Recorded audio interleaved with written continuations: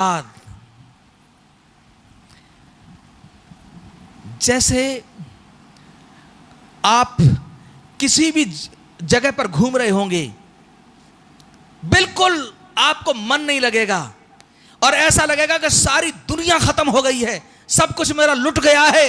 सब कुछ होते हुए भी आप एक ऐसे व्यक्ति होंगे जो सबसे ज्यादा दुनिया के दुखी व्यक्ति होंगे आप, क्योंकि संदेश आपने सुना है, रैप्चर आपने सुना है। अब रैप्चर आपका छूट गया और तब आप इस पूरे एटा में या गांव के लोगों, तुम कहीं बस्तियों में बिलाने में जा रहे होगे और कह रहे होगे कि मेरी मौत क्यों नहीं आ रही मुझे,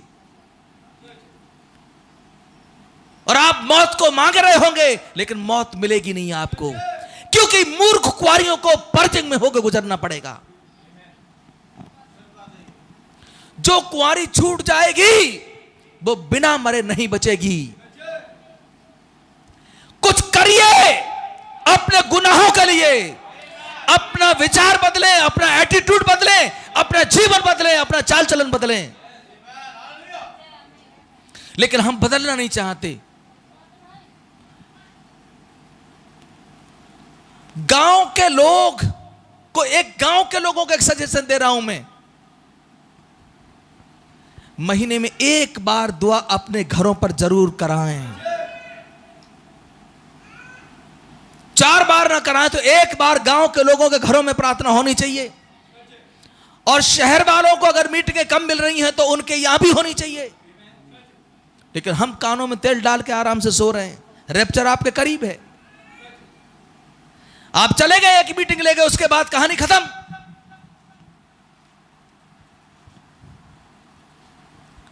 एक बार दुआ गांव के लोगों के यहां होनी चाहिए। जो मीटिंगें नहीं ले पा रहा सही तरीके से, वो अपने घरों पर प्रार्थना कराए। तुम्हारा पादरी लालची नहीं है, उसे कुछ नहीं चाहिए आपसे, आपकी जिंदगी बचाना चाहता है वो। मैं अगर लालची होता तो खुदा मुझे मार देता अभी तक।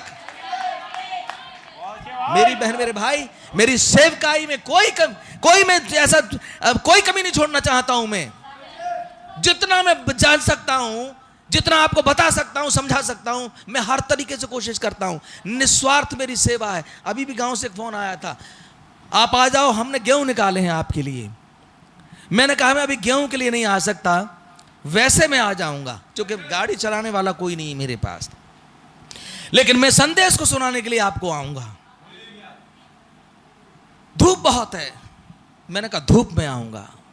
मैंने कहा सुबह बुला लो, धूप में क्यों मरवा रहे हो? बोले कि वो नहा धो कर लोग इतनी बजे वो हो पाते फ्री। मैंने कहा चलो ठीक है, मैं आ रहा हूं। और मैं गया। हालांकि खुदा ने मदद की, मौसम ठीक था उस दिन, और मैं भी विजिट करके आया। बहुत से लोग ये बहाना बनाते हैं कि वो ऐसा था कि वो धूप थी भाई साहब, तो हमने सोचा आपको क्यों परेशान करें। वो जाड़ा था इसलिए हमने सोचा कि आपको क्यों परेशान करें। अरे तुम मुझे क्या परेशान करोगे, बल्कि तुम खुद परेशान हो मुझे बुलाने से। तुम 1 घंटा खुदा को देना नहीं चाहते, तुम सुनना नहीं चाहते हो। मैं कहता हूं कि आप समय निकालिए, मैं आपके घर आऊंगा। फोन नंबर सबके पास है, फिर भी कोई नहीं चाहता। मैं लोगों से कहता हूं कि मैं आपको समझाना चाहता हूं, आपके बपतिस्मा होने हैं, लेकिन कोई समय नहीं है किसी के पास में। ये क्या है कि आप आ जाओ जब मर्जी, आ जाओ जब मर्जी। भाई साहब फोन करेंगे, आप दरवाजा नहीं खोल पाएंगे। आप ये कह के टाल देते हैं कि आप जब मर्जी आ जाइए, आपके लिए दरवाजा खुला है। क्या खाक खुला है दरवाजा? मैं ऐसे समय पर फोन करूंगा। मैंने तमाम फोन किए हैं कि आज हम स्कूल में हैं, आज हम ड्यूटी पर हैं, अभी हम वहां पर हैं, अभी हम यहां पर हैं। मेरे तो फोन करते करते फोन ही बंद हो जाते हैं। लेकिन आपका एक फोन क्यों नहीं आता कि आप आ जाओ, आज हम फ्री हैं? कायदा ये होता है कि आपका फोन मेरे पास आना चाहिए, बल्कि मैं आपके पास फोन करूं, और मैं करूं तो आपके पास समय नहीं है। 1 करूं, 2 करूं, 3 करूं, 4 करूं, लेकिन समय नहीं है लोगों के पास।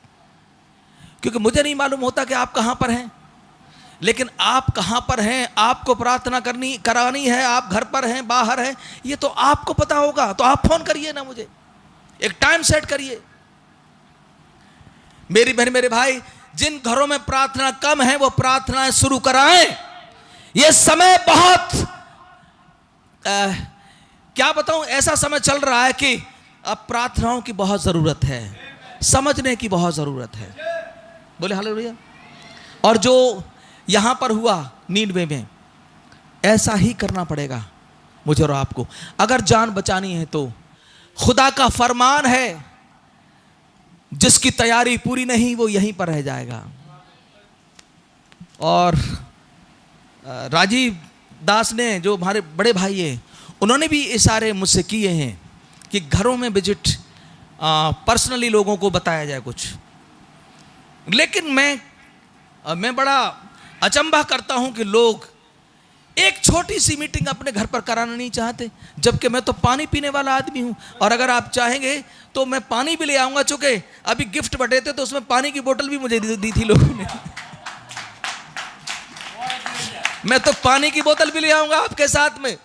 लेकिन अच्छा रहेगा कि पानी आप पिलाएं, क्योंकि बाइबल कहती है कि जो कोई मेरा दास या मेरा चेला जानकर एक कटोरा ठंडा पानी पिलाता है वो अपने प्रतिफल को कभी नहीं खोएगा। तो पानी की कहां कमी है? अरे मोल वहां नहीं है तो नलका ही पिलवा दो। लेकिन दुआ जरूर कराओ महीने में एक बार। बोले हालेलुया। अरे ये ना खा कुछ तो बता के आएगा ही तुमको, कुछ ना कुछ तो सुनाएगा ही तुम्हें आके। बोले हालेलुया।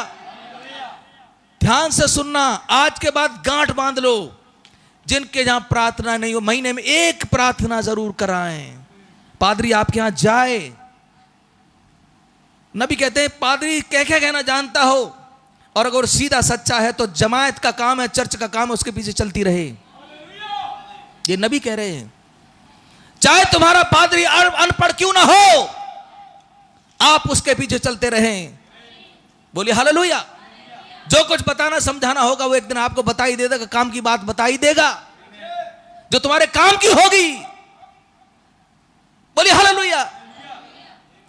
नीनवे के लोगों ने मन फिराया। राजा ने कहा कोई भी पशु पानी नहीं पिएगा, खाना नहीं खाएगा, चारा नहीं खाएगा, कोई भी आदमी कुछ भी नहीं करेगा। और सारे के सारे घुटनों पर आए। खुदावंद देखता है जब आप अपने गुनाहों को छोड़कर घुटनों पर आते हैं, आपकी प्रार्थनाओं को सुनता है वो उस समय पर। एक चीज मैं देख पा रहा हूं, छोटा सा आदमी हूं लेकिन सोचता चारों तरफ हूं कि